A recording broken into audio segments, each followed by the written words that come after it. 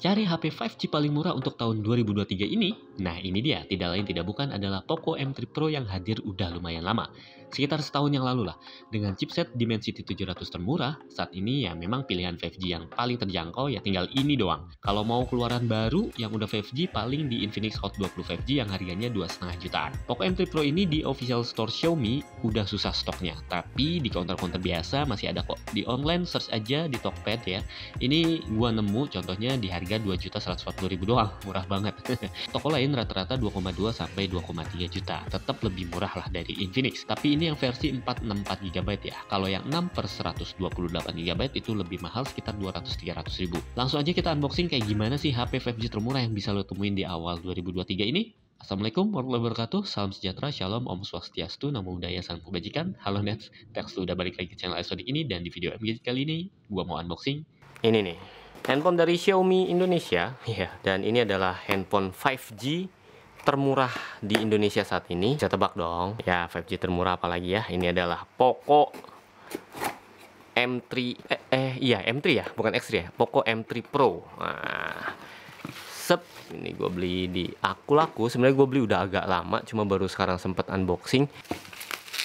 Poco M3 ini di video kali ini gue cuma unboxing doang ya, sorry nggak bisa ngetes sampai ke review. Mungkin reviewnya nanti kalau ada waktu, atau mungkin nggak ada review sama sekali ya. Ini cuma unboxing sama ngobrol-ngobrol hands-on ngelihat desainnya segala macem. Ini Poco M3 Pro di depannya, dan beda sama beda apa sama ya, gue lupa. Beda sama Poco X3. X3 itu abu-abu. Kalau Poco M3 yang kuning yang sebelumnya juga kayak gini ya. Ini ada logo 5G Xiaomi buatan Indonesia. Kanan kiri Poco M3 doang, atas bawah kok polos banget. Di belakang ada email plus beberapa unique selling point yang harus kita lihat dulu nih. Dia di sini pakai 5G chipset ya, dual 5G, itu MediaTek Dimensity 700 yang udah pakai 7 nanometer. Udah keren banget sini. 7 nanometer coy, setara Kirin 990 ya kalau nggak salah. Terus sudah 90 Hz, layarnya Full HD pula 6,5 inch, dan baterai 5000 mAh, 48 megapiksel, triple kamera dengan makro dan depth lens. Jadi dia nggak ada ultra wide angle-nya, sorry.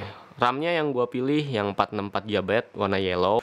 Jadi kita unboxing seperti biasa handphonenya Xiaomi Group. Di sini ada ucapan selamat datang, ucapan terima kasih dari Alvinse. Sini ada kotak dengan tulisan Poco. Kita buka seperti ini, ada SIM tray ejector. Kemudian di sini ada buku panduan cepat dan kartu garansi Poco Indonesia. Terakhir ada nih hardcase atau softcase. Softcase bagus. Ada softcase yang transparan dan ini ada teksturnya. Dan di sini ada bagus nih.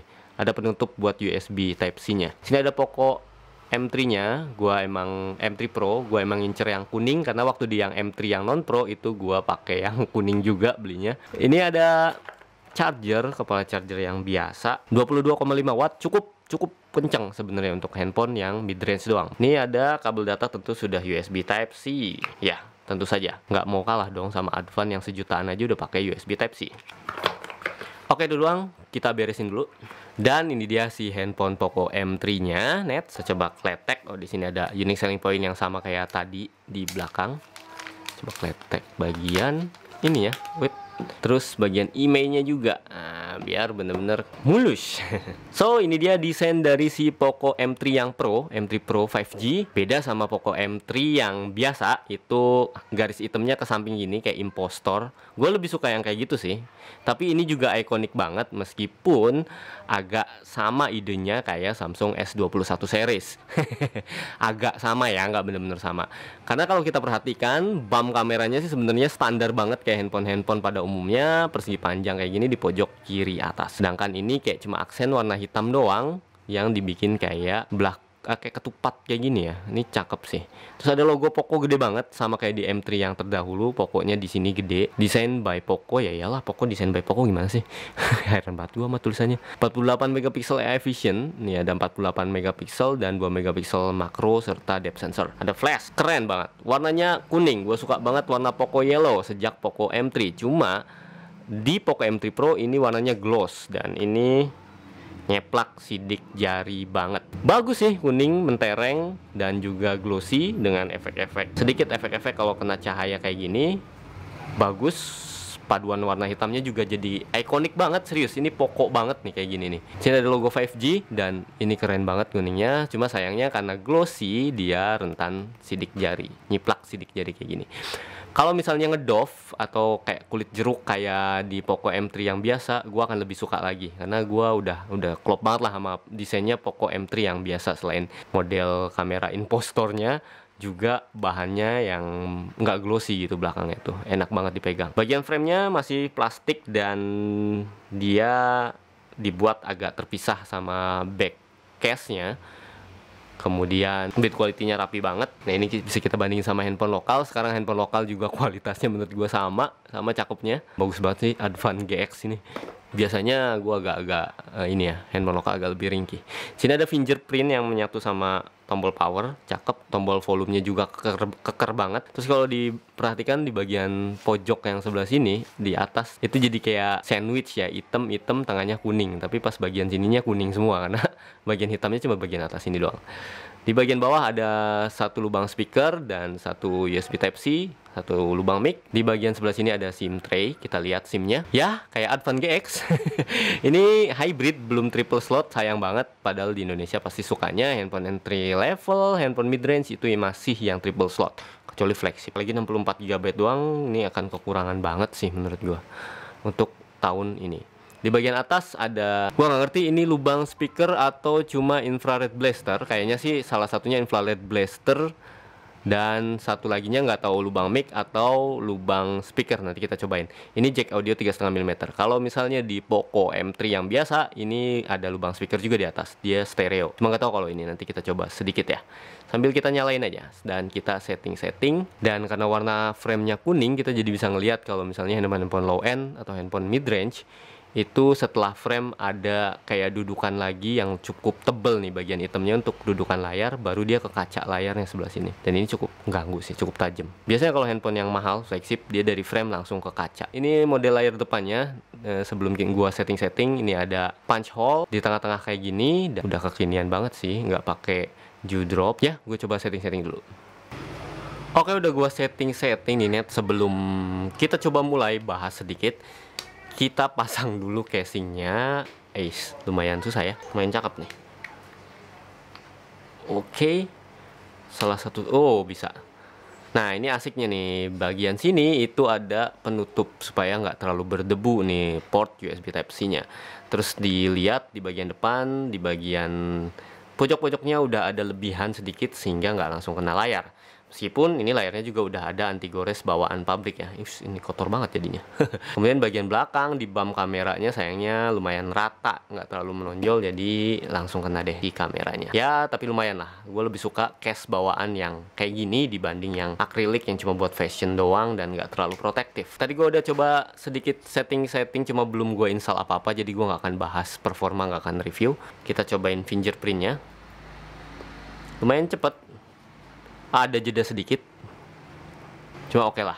Dan ini bagian antar mukanya udah MIUI 12, cukup cepat ya Xiaomi. Apalagi ini udah Dimensity 700, itu konon kencang banget ya, 7 nanometer.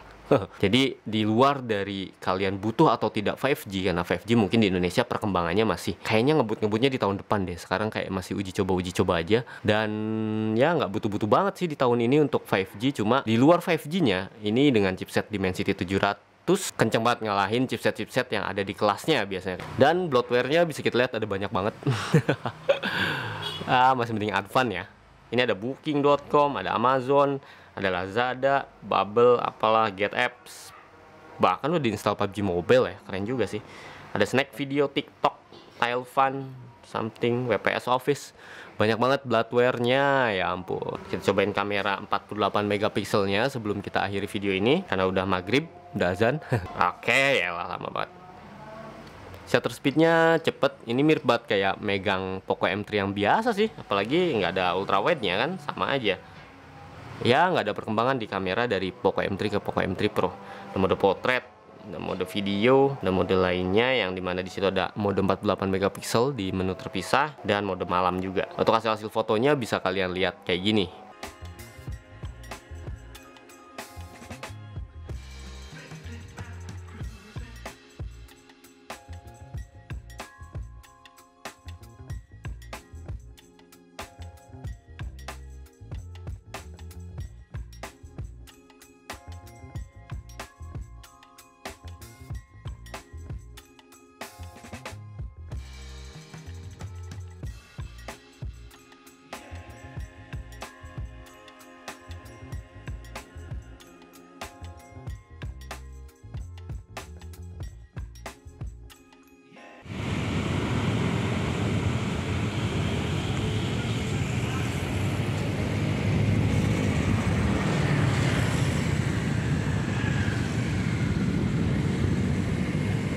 Nah itu dia hasil fotonya, dan berhubung sudah maghrib, kita akhiri saja video unboxingnya. Ini unboxing doang sama komen. Hands on sih ini enak, compact. Gak compact banget, tapi seenggaknya lebih kecil daripada Advan GX ini. Layarnya tajam, terus modelnya udah kekinian, fingerprintnya bagus, cepet, dan gue suka sama desainnya yang warna kuning ngejreng dengan aksen hitam kayak gini.